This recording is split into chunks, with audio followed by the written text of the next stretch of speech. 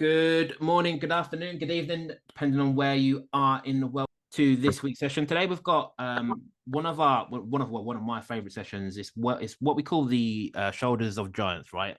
Essentially, what we do is we get one of you guys, one of our clients who have been for the program, been in the program for a certain amount of time, and we get to hear your journeys, like what's worked well for you, what's not, what's been most impactful for your business. So today we've got Maurice Thompson, who we're going to be interviewing. Maurice, when did you join the program? How long ago was it? You know what, mate? I'm a terrible person to have on here because I think I've been on twice. I think I did it to start with and gave up because I wasn't putting enough Yeah. time into it and thought it was costing me money. And then I came back to it because Terry kept annoying me with emails every day. And I knew that, there were things I needed to improve on. And I'm also a bit of a Luddite, I kind of do it my own way. And that's not good going forward. So to answer your question, I've probably been back in it properly for about 6 months, Drew, and it's still a sort of working feast. Awesome. So I think if I remember rightly, you joined just before COVID hit last time, COVID. Yeah. Yeah. and then as it hit, you sort of left. Yeah, I And blame you you guys joined, and went.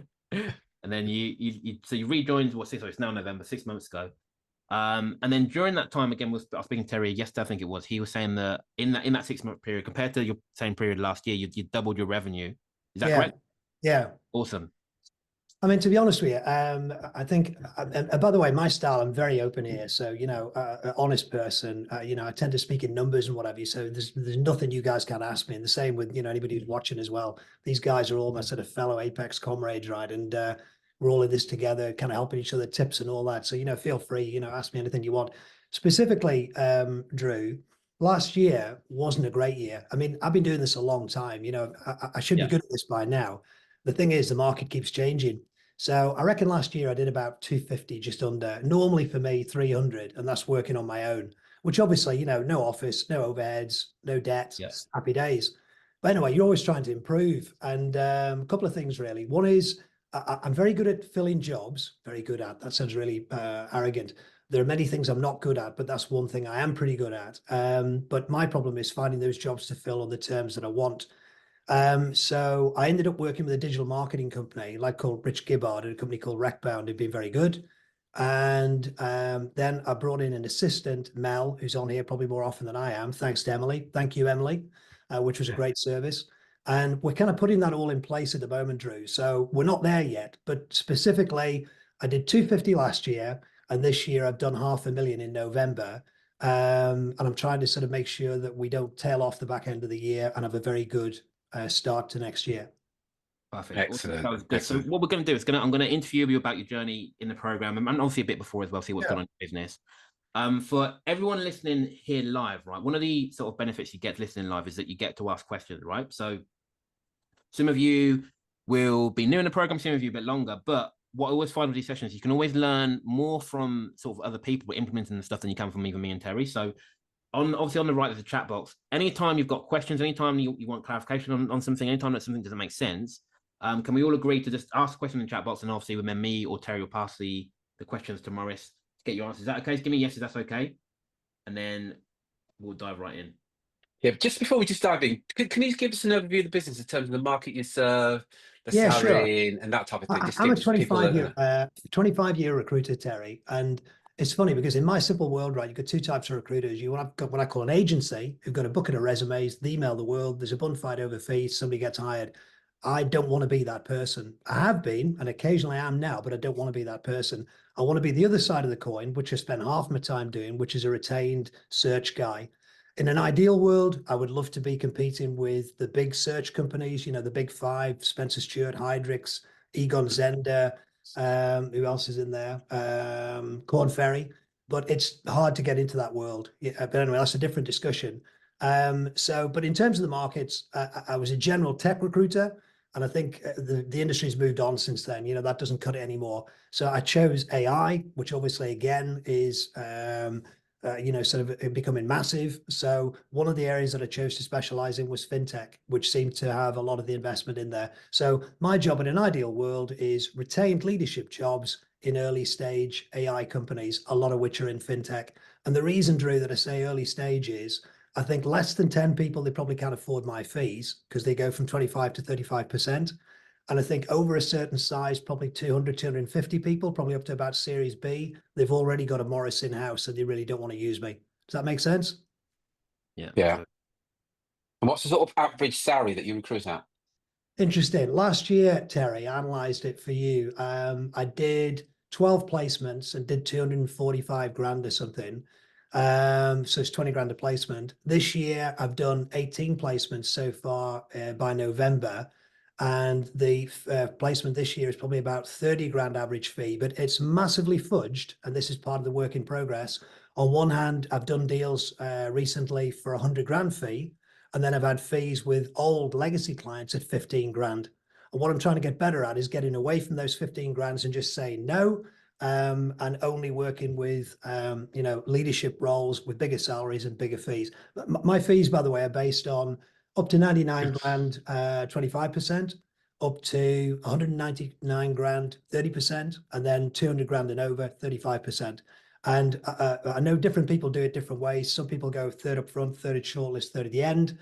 For somebody who's never used me before, I think it's a bit arrogant sometimes to ask them for money up front. So I do a two-stage. When I say to the clients, if I give you a short list of 5 great people from your competition, does that have a value to it? Yes, it does. Okay, first stage payment at shortlist and final stage payment whenever they offer the job. Excellent. Excellent. Great stuff. Back to you, So in Drew. terms of the other bit, I mean, international wise, I live in Manchester, 3 hours north of London. But to be honest, the process is the same. I'd say half my hires are international, usually US because they dominate tech. Some are in Asia, some are in the UK, less than you'd imagine. But for me, the clients don't seem to have a problem with it because what they want is good candidates. And for me, they could be on the moon because the process is exactly the same. The only thing that's different is the time zones. And the other thing, Terry, in terms of what we've changed on since last year, now, as I say, I've got Mel helping me, which is great. I'm leaning on her and Rich to do the business development side and creating more activity for me and more triage calls. And we're getting there, but we're not there by a long way. At the moment, we're just setting up placement box, which we should have done a while ago. We tried to stick on the tech we had, which was things like Lemlist and email and LinkedIn. And it's not really worked because it's not giving us the views really in terms of who's opening stuff and. So that's kind of what's going on at the moment. awesome. Excellent. So I do want to dive into sort of what you've changed in the business and what's worked well for you. But before we do that, right, I want to get a picture of where you were before you joined the program. So if you think back like 6 months ago or maybe 7 months ago, before Terry reached out, before you reached out, can you give me like the top 3 or 4 challenges that you were having in your business at that point? Yeah, more revenue, because obviously the problem that you have is you're selling your time, so you've got limited hours in the day. I wanted to do all retained work. That's utopia. I wanted them to be leadership jobs for obvious reason, because I might as well, recruit for 100 grand than for 15 grand. And the tech wasn't right. I didn't have tech. I used no CRM, nothing. Dan made me smile the other day when I listened to his Shoulders of Giants, because he was a bit like me. A lot of it was in his head and it was emails. But obviously going forward, particularly if you've got other people working with you, you can't really do that. So those were all the challenges that I had. And also just in terms of obstacles coming ahead, Drew, I could see that working for nothing didn't make sense, in terms of if I think I'm good at this and I'm still only filling 50% of the jobs I'm working on, then I should be working on all retained roles when I can find them. I think that there's a lot less repeat business in our business than what you'd imagine. You think if you did a really good job for someone, that they're automatically going to come back to you for other jobs. And that isn't the case. What I've found is nobody wants to pay a recruitment fee unless they really have to. And the reasons that people pay me are: 1, I've got a very good candidate who they want to hire; 2, it's a role they can't fill; 3, maybe it's a confidential search because there's an incumbent who's not performing and they want to get a replacement before they pull the trigger. And the last one is they just need more resource. So, but basically upping the volume. When I listen to you guys, which has been inspirational, and you're saying about 1% open rates and stuff on this, in terms of information received, it just highlights that, the business has changed massively. And unless you're geared up accordingly, it's very hard to compete. I think also, the market changed. My read on this, rightly or wrongly, during COVID, a lot of people got made redundant. After COVID, companies overhired. Currently, there's a correction in the marketplace. There's an awful lot of candidates out there putting their CV in the marketplace who are redundant. Now, okay, arguably, unless you're unlucky, you don't make your best people redundant first. But at the moment, what I realized was I needed to give clients a reason why they should retain me and pay a recruitment fee at a time that there's a lot of people out there looking for a job.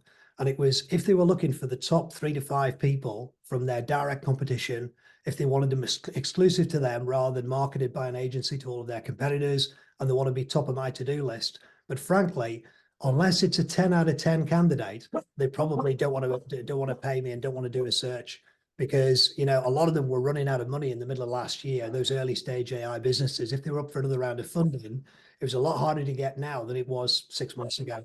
Does that all make sense?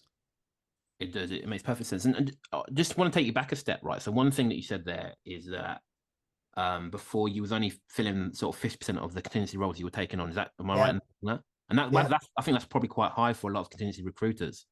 So my question is, again, just on that 50% that you weren't filling, why not? Why were you unable to fill that 50%? What was going on there?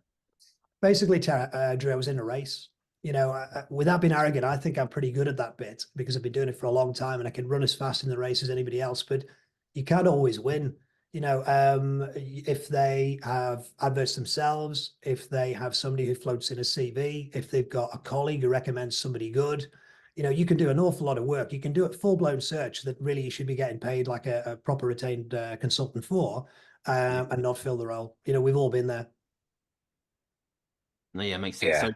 Yeah. So they're getting filled before you could actually, before you could fill them. I mean, the usual reasons, right? Why do you not get paid? You don't get paid because you didn't fill the role first.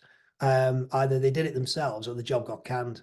And all that happens really is you sat there feeling glum because you've done all that work and through no fault of your own, you've not got paid. It's just not a clever thing going forward. No, yeah, 100%. So I think the other thing, Drew, as well, by the way, just a lot of competitors. I think one of the problems in recruitment, one of the upsides is it's a low cost to entry. We leave work on a Friday. On a Monday, we set up our own company. We've got a phone, somebody to ring and, hey, I'm a recruiter. Most of them are crap.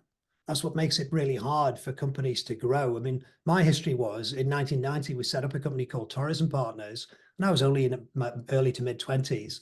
And, we had 10 good years. We grew it to about 40, 45 people. But I'll be honest with you, I hated it. One, I was a terrible boss. I was really bad at delegating.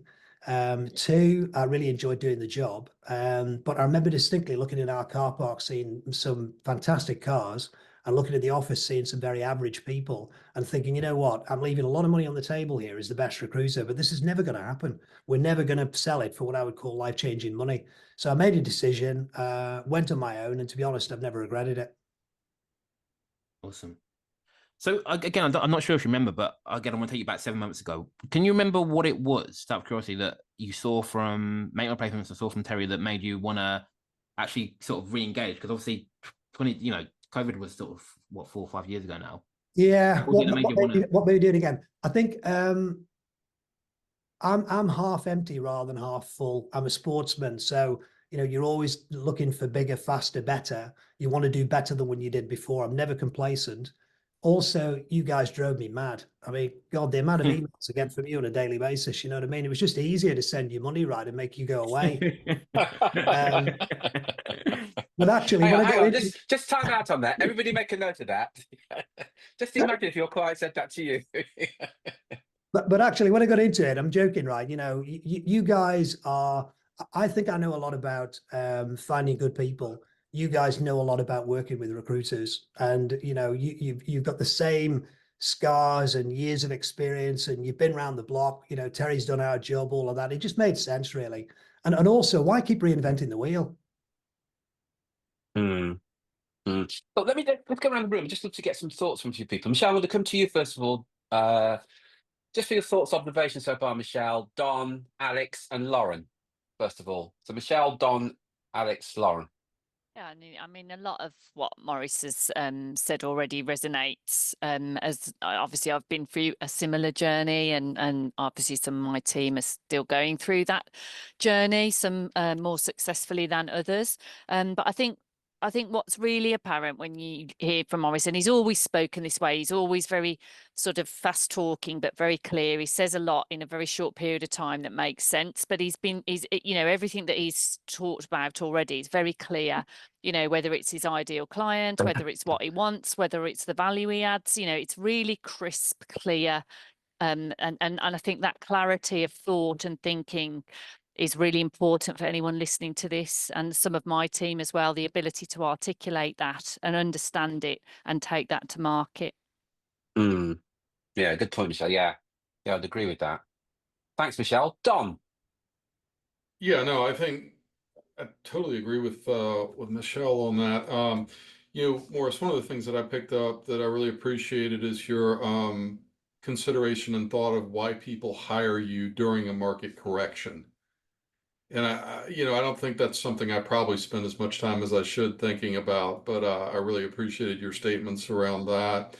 I hope you will go into a couple areas I was thinking about. One is on your contracts, because of the fact that you don't charge money up front, even today.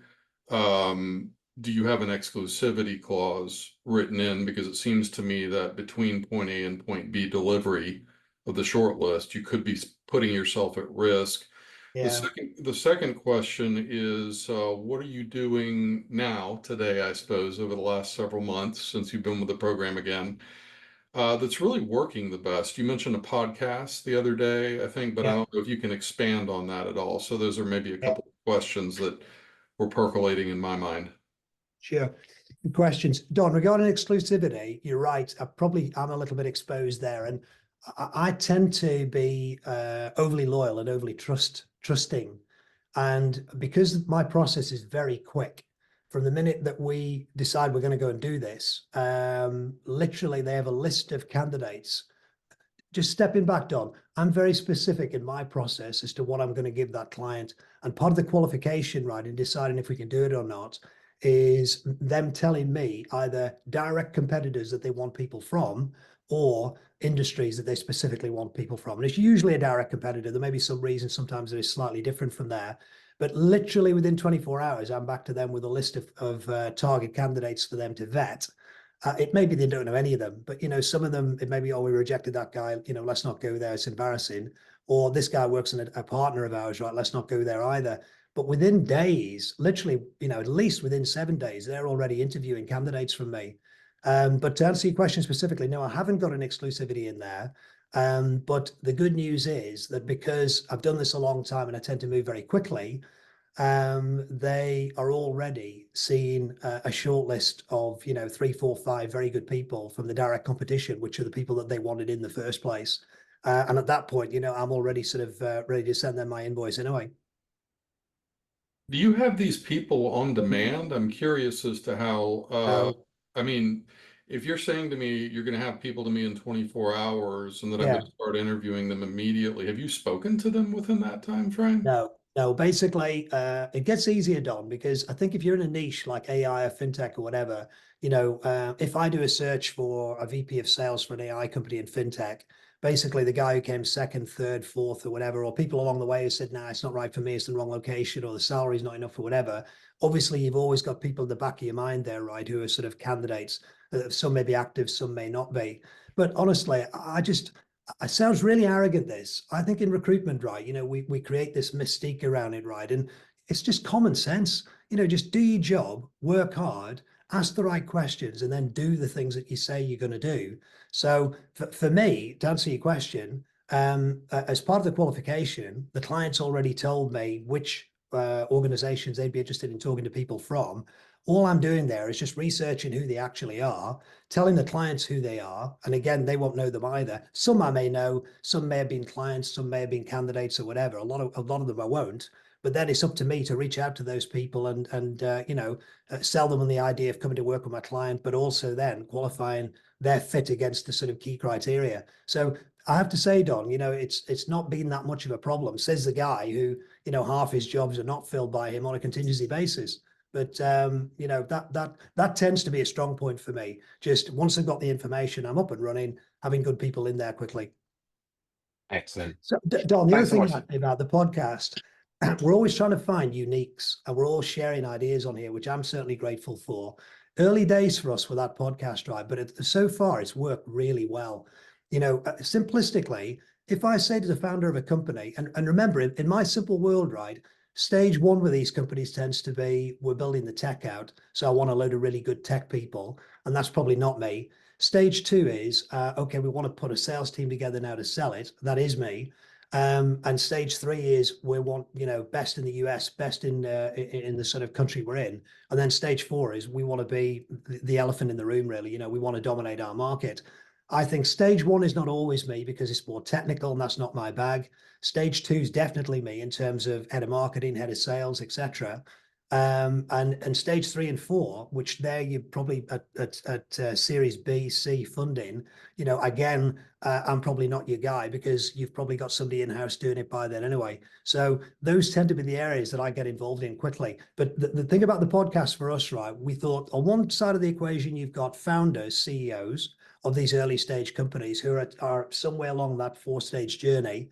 And then at the other end, you've got private equity venture capital guys who are obviously looking for smart funders to fund.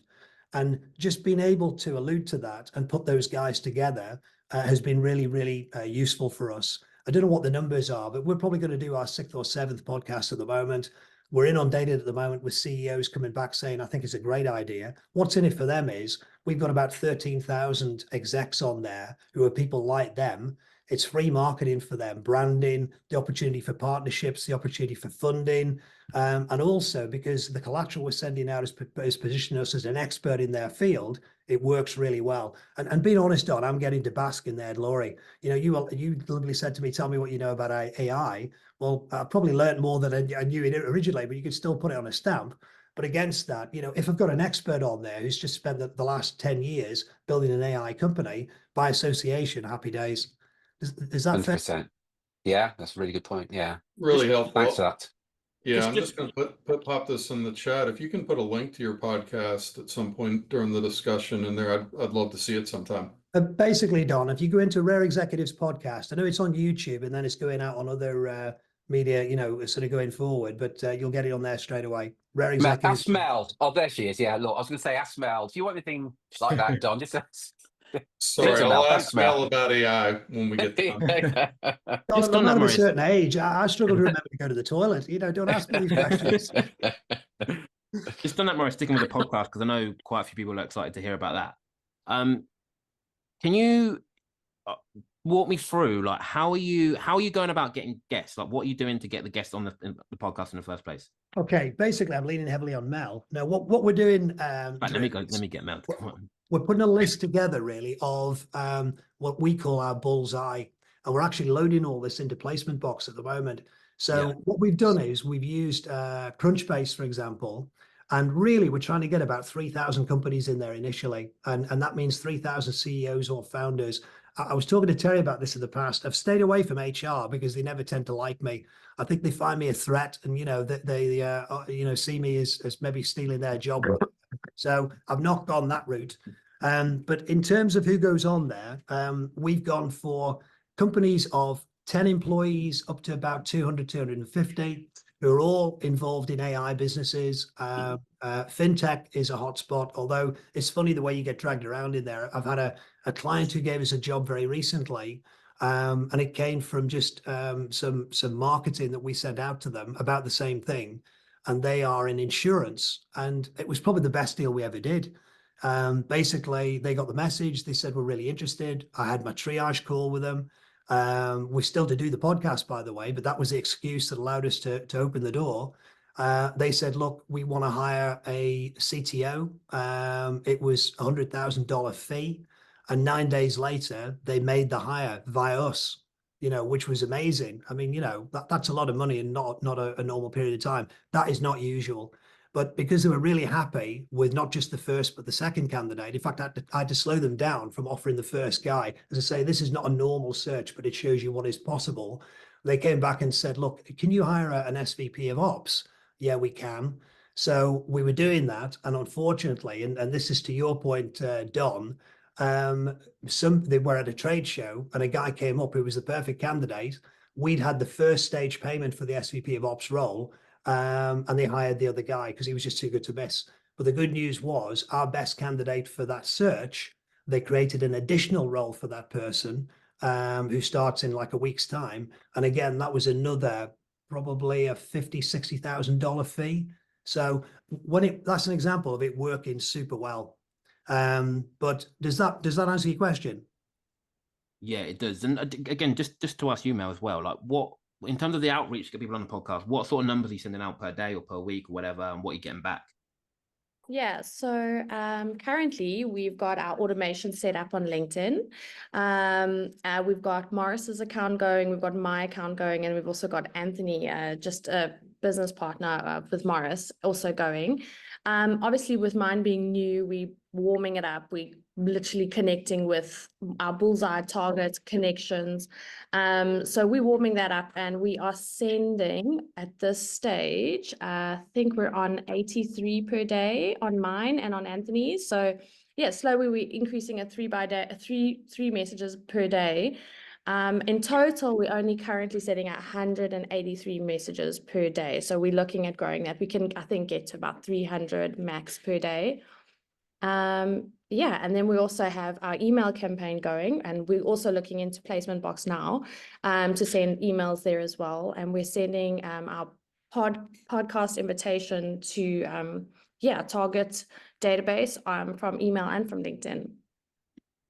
Awesome, good stuff. And just if someone asking, what does he, I don't know if it's best to ask you or Maurice, but what does the email say? What are you saying to these prospects to get them to respond? Let me just quickly pull it up here. It's really, we try to keep it as brief as possible, but also just to highlight, I just want to get it here, just highlight the benefits that they get from them, because obviously value, but they want to get value out of this. Give me 2 seconds. Yeah, so basically we've just got a message saying, I'm excited to announce that I've launched my podcast, Leaders in AI and FinTech, a Rare Executives podcast. Would you be keen to join us as a guest? It's a great opportunity to promote yourself and your company to my 13,000 plus followers, founders, and funders and connections. You can reach an audience of 20,000 plus via email. You can engage with a group of 10,000 leadership professionals in the Rare Execs community. Our podcast, let me just basically give an explanation. Our podcast explores the dynamic world of AI and FinTech, sharing valuable insights, industry trends, and leadership strategies from top leaders in the industry. And it's a superb way to boost your profile and share your expertise. It should only take 30 minutes if you'd like to come on as our guest. Best regards, Maurice. Awesome. So you're making it all about them and what they're going to get from it. And then once you book the call in, so maybe Maurice is a question for you. How are you transitioning that call about the podcast to them then talking about their needs? Is that happening naturally, or is that scripted out? It's not awkward at all, Drew. I mean, that's the beauty of it. I think we're onto something here, right, that I'm happy to share with everybody else, because in terms of why them be a guest, they get promotion to 13,000 execs. It's paid for, to CEOs and investors. It's a great branding exercise for them. And it's obviously a chance for them to promote their own company in the portfolio. But, they get to build up kind of long-term partnerships in there as well. And it's much easier than sort of guest blogging. But how I'm finding it is, it's almost like a triage call, Drew, because we end up coming on the Zoom, we have a chat about the weather, whatever it is, how crazy the US elections are. And then basically, it's a case of, look, thanks very much for offering to join me on the podcast. Let me tell you what it's about. It's 30 minutes. It's very informal. These are the sort of questions. We'll send you some questions beforehand just so that there's no shocks or surprises. By the way, what's happening with the business? Oh, we've got, 100 people at the moment. And then into you guys with your triage, what 0 to 10, how's it looking at the moment? Well, we're a 7. Well, why is that? What would make up the other 3? And then we're off. So it's a very disarming idea to get the information that normally would come across more like maybe a sales call. And at the end of it, it's a case of, look, great, you're exactly the sort of guy we want on the podcast. You're a really interesting company. I get a feel for them as well, Drew. If the guy's got the personality of an asthmatic ant, then he might not be coming on. But they're very happy to tell me what's going on. I mean, I'd one this week, right, where a guy was saying to me, have you any idea how lonely it is to be the founder of an AI company? I was thinking, all right, where's this going? And he was telling me that he was originally from Azerbaijan. He got divorced. He's got a 9-year-old kid over there. They're up for raising the next round of funding, $5 million. In the meantime, he wants to hire a CMO and a CRO. He's off to a sort of investors party in Austin this week, right? So, I'm sure that sounds like fun, honestly. And that was within 15 minutes of the conversation. So at the moment, we're pretty excited about it because it's very disarming, but it gives us all the information that we need. And it takes the relationship for more than a sales call into, if somebody does a podcast with you, at the end of it, you feel like brothers. Yeah. Yeah. Awesome. Yeah. Excellent. Excellent. Thanks for that. I want to come to Alex next for you. Thoughts, questions, and then Lauren. Alex? Yes. Hi guys, ladies and gents. So I've always worked contingent, and since setting up on my own, I'm also contingent. So I'm looking forward to, you know, the challenge of selling retained. My fill rate is a lot less than 50%. In terms of like the last 3 months, 12 weeks. And you mentioned you've you know, those are the sorts of numbers you were doing. And it kind of just makes more, it sort of reiterates the fact that it makes sense to kind of sell that retained offering. What struck with me as well is the half up front, or sorry, the half at shortlist thing that you do. Is that always the case? Is that just for new clients that you're trying to get into, or once they become like a paying client, once you've done well and you've filled a retained role, do you then change it so that it's up front? No, it's a good question, Alex. First of all, I admire your humility, by the way, and good luck with your business as well. On the contingency side, I should be filling more jobs than you, Alex, because I'm older than you. I've been on the planet longer, you know what I mean? So I should have more experience. I'm not that young. Alex, honestly, I'm looking at you. I've got tears in my eyes. You look like the Youth Academy. You look like Terry did 50 years ago with a beard. Yeah. Now, to answer your question, though, you make a rod for your own back, Alex. You know, it's hard to go back on it. When you're working with somebody in what I call retained, and they're paying you half at shortlist and half at the end, I'm not unhappy with that, because you know, 9 times out of 10, I'm going to win that race. But if it's legacy clients, and that's a different thing I'll talk to you about in a second, but if they are third up front, third at shortlist, third at the end, I'm not going to change that for obvious reasons. But I just think that my problem with legacy is some of them are smaller fees, smaller jobs in companies that I don't really want to be in. So funny enough, I did ask the Apex boys about this, Drew and Terry, and they were saying, listen, you know, unless you've got good reasons, you're never going to turn business away. So if they're not an early stage AI company, right, we're going to say, oh, no, we're not there anymore. I'm over here now. Well, that's a decision you have to make. But the only thing I would say, Alex, is it's all about selling time. And for me to fill a job to make 15 grand, where I could be filling a job to make 55 grand, then I want to have that decision to make. And if I'm blunt, that's what I'm getting out of Apex more than anything. It's not how to be a recruiter. I mean, you can always improve.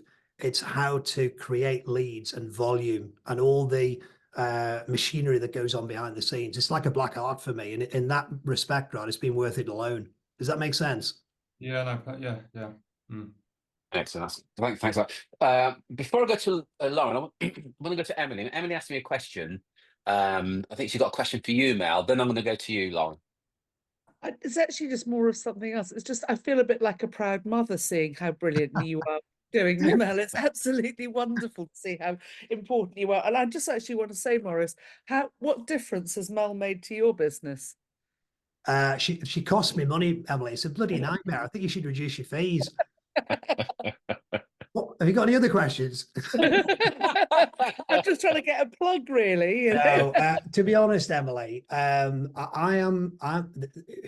we're all good at different things, and she's really good at the stuff that I'm not good at. All I want to do, selfishly, Emily, is fill jobs, and the rest of it for me is just noise. But luckily, you did a really good qualification for me, right, with all the candidates. This is me selling you now.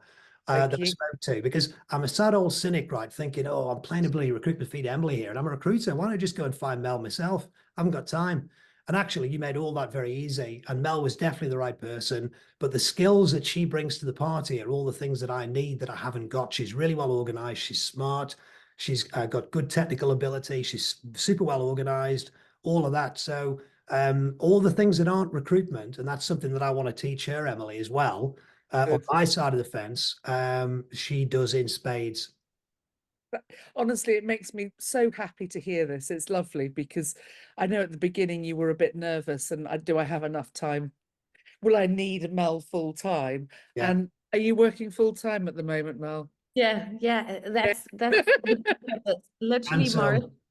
got so comfortable just delegating, and he just ended up just giving it over to me. Whatever would have taken him maybe 3 or 4 hours to get to, I could quickly get it done for him in 10 minutes, send it off.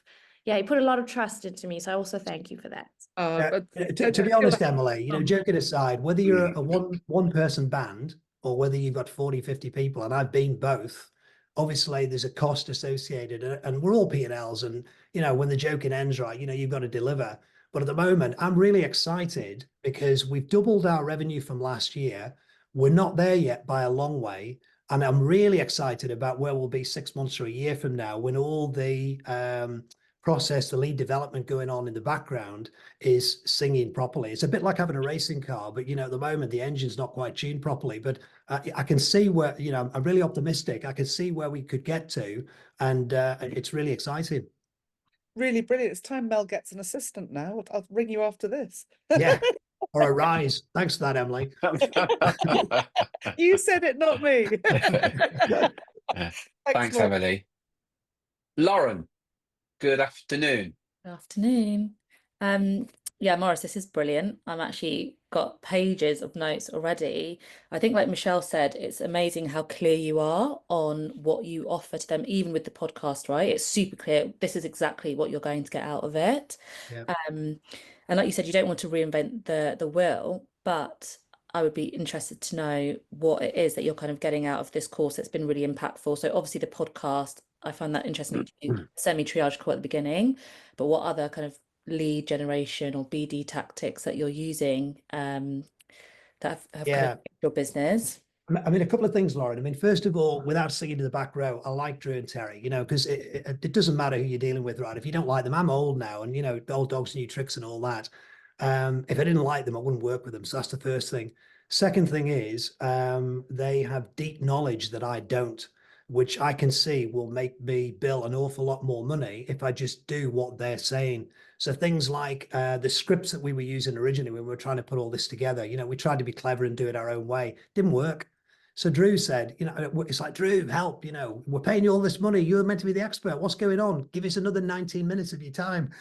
So basically, he was saying, well, listen, let's just go back to what we know works. So we're doing that at the moment. And guess what, Lauren? He's having more success than we are. I think pick something that works, and they do. And that's why all 25 of us are on here, right? Because we're all kind of doing it our own way. But you know what? It's kind of the same job.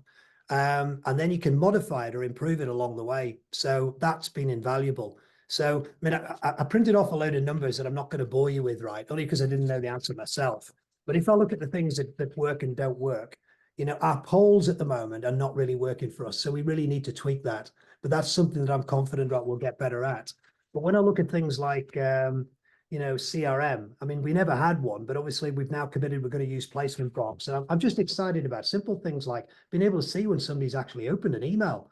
It's all very well saying, oh, we'll pick the phone up and ring someone. Well, who do I ring? And I haven't got their number. So, that again is part of the process, makes perfect sense. The automation tools that we were using, they weren't really working, like emails. I think people are getting napalm with emails. So at the moment, it's certainly not working for us. Whereas with LinkedIn automation, it really is. I mean, connections, we've got 14,000 on LinkedIn automated messages, right? They're getting 97 messages a day, 30 invites a day. We've got a 29% connection invite acceptance. So when we're sending out a message saying to people, hey, you're an early stage AI company that's growing, that's what we do, blah, blah, blah, not these words, but how can we help? We're getting a 30% connection on that with us, which is superb. And these are all founders and CEOs of AI companies. We've got an open rate there of 21%. We're getting 6% replies on there. So that works. Whereas when I look at the email side of it, we're getting less than 1% replies, like 0.19%. So either we need to change it or we just need to give it up. You know what I mean? So I'm a firm believer always in looking at your time, what's working, what isn't working, and either, the stuff that is, keep doing plenty of it. The stuff that isn't, either change it or drop it. So, and in terms of other bits, the podcast, Mel's already given you the figures on that. That's super good, because what I find, Lauren, is if you're talking to the CEO and they say we're going to do this, it doesn't matter what anybody who works for him says. if it's, or her, you know, if HR say, or, you know, we're going to do it our own way or whatever, listen, the CEO says we're doing it, it's going to get done. But daily LinkedIn posts, you know, client magnets and stuff, we're sending out those as well. We've got 44,000 members on there, and we've reached 22,000 already. 5% of them are CEOs, 4% are co-founders, 3% are founders, you know, blah, blah, blah. So we know they're the right people. The only thing I would say, Lauren, remember, it's early days for us at the moment, because we're kind of making this up as we go along, but we're doing more of it the Apex way, and it's actually working. We've got other stuff as well, like, you know, the LinkedIn groups where we're posting daily, things like newsletters and ebooks and polls. Obviously, you know, we've sort of got our LinkedIn job ads there. This was interesting, by the way. I spoke to LinkedIn themselves, and my account manager said, you should spend $6,000 with us or $5,000 with us doing 8 adverts. We'll do your deal, which are valid for the next 6 months. I don't run adverts, if I'm honest with you, Lauren, because I get napalmed by all the wrong people, and I spend all my time saying why thanks and you're not right. And sure enough, we ran an advert, which was a branding exercise according to LinkedIn, and in a week we had 2,000 replies, and about 1,997 of those were irrelevant. And it just took the legs from under me, and I thought, this is a terrible idea. I knew this wouldn't work, and it didn't. Now, if I asked LinkedIn, they'd probably say, what a great branding exercise. 2,000 people know about you that didn't before. It was a pain in the ass, Lauren, because it stopped me doing my job. So what I'll do is the other 5 ads that I've already paid for, I'll probably use those now for a client magnet instead. I'll turn it into something that will find me founders or find me funders, and then I'll drive that again all toward my podcast. Does that make sense? Yes, completely.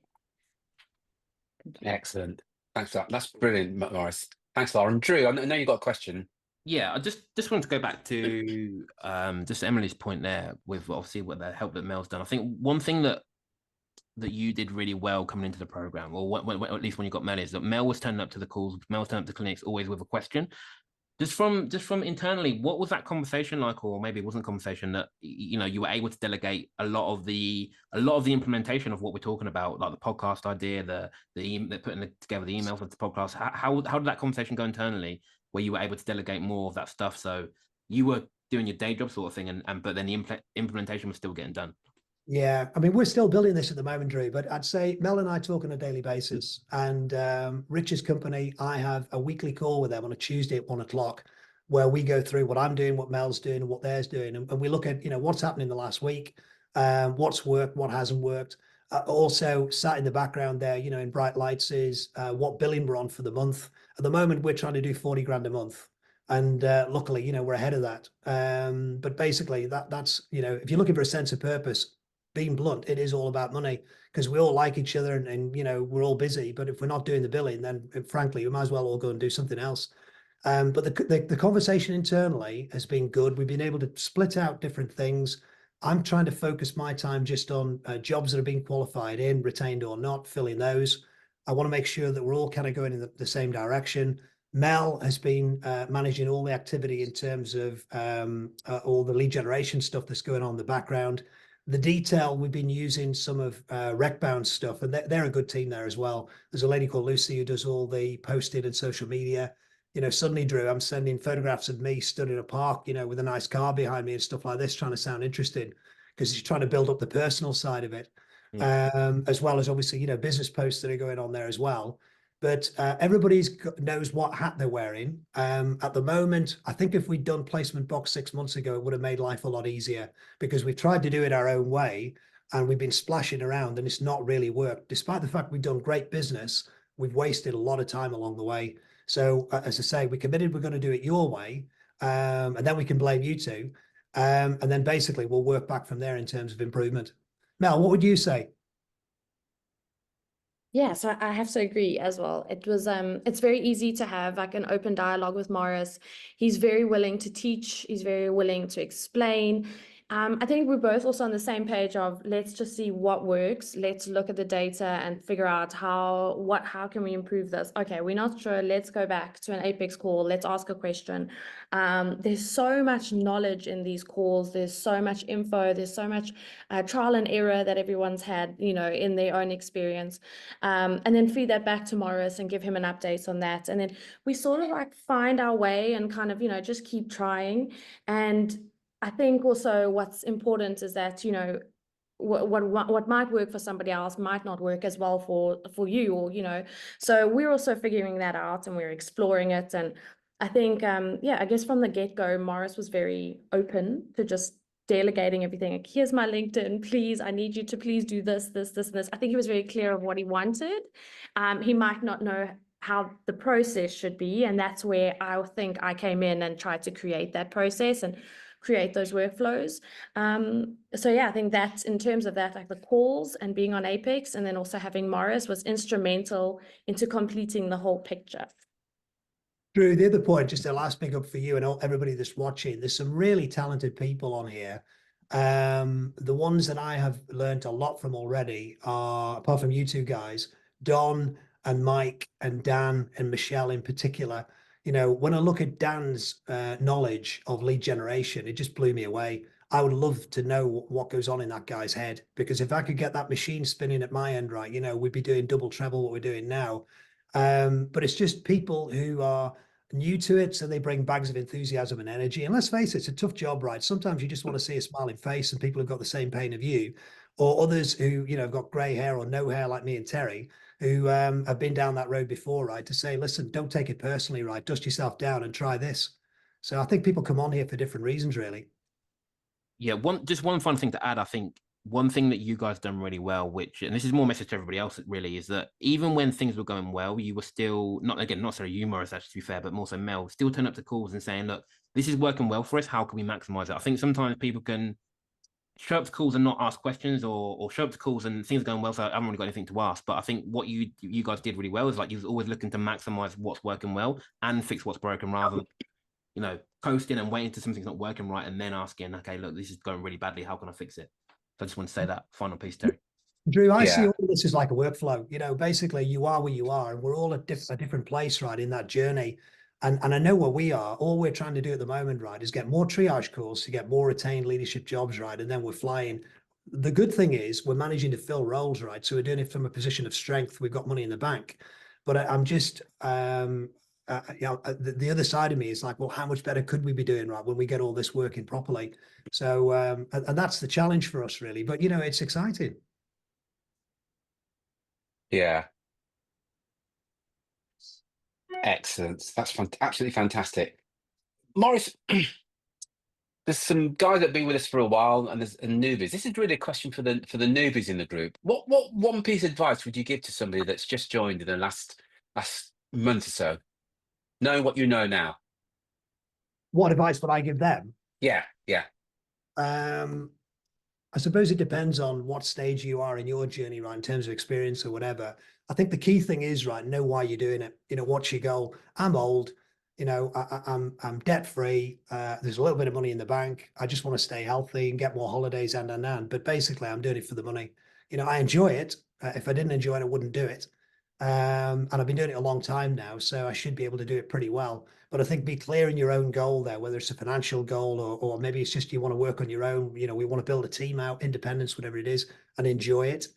I think that find relevant experts and learn from them, and you know, do it properly from the start. I have a lot of friends whose kids are graduates, and they come out of university and they say, I'm going to go traveling in a year and I'm going to go into recruitment and earn a ton of money this year, right? So it'll pay for my holiday.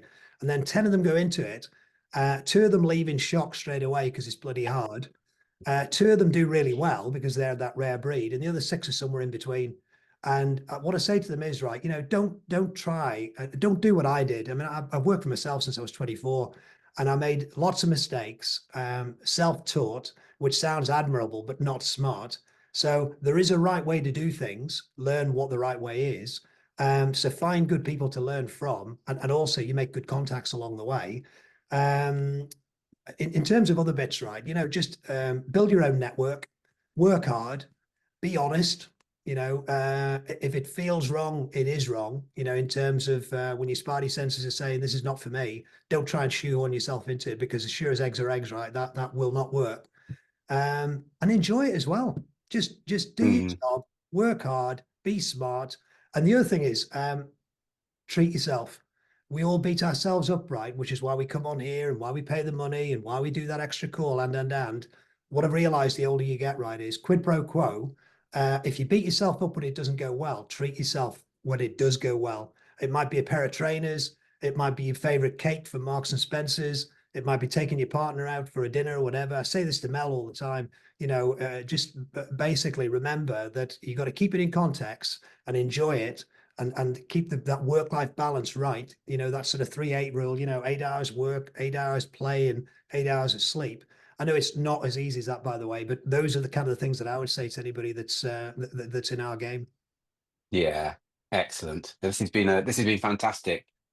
I just typed in the box there, modeling success, and the essence of modeling success in terms of psychology is learning through the mirroring the actions taken by those already achieving success in the area that you want to succeed in. So Maurice is a great example. He's done 500,000 this year on his own. This approach of modeling success came from a psychologist called Albert Bandura, something back in the 60s, and it's used by not just by business people, by sports people. It's used by a whole range of people. Some of the things I took from this, and you just think, yeah, that's a good point. So one of the things that he talked about was his pricing. You know, there's always this reluctance for a lot of people to ask for the retainer. Can I just ask you a question? Because you worded it really well. What's the language that you use, Maurice, when you want to get the retainer? Sorry, when you want to get the fee for the shortlist fee? What were the language that you used? I say things like, you know, what's the best hiring outcome for you? You know, I'm using words like partnership and investment. You know, I'm not using fees and contracts and, you know, bad words. And what I had before, Terry, I had 3 hiring options. There was a gold, a silver, and a bronze. The gold service was a bespoke search, the top candidates in your industry, you know, more than one, so you had a choice. But actually also said you had a backup candidate if that person declined at the 11th hour or got turned around.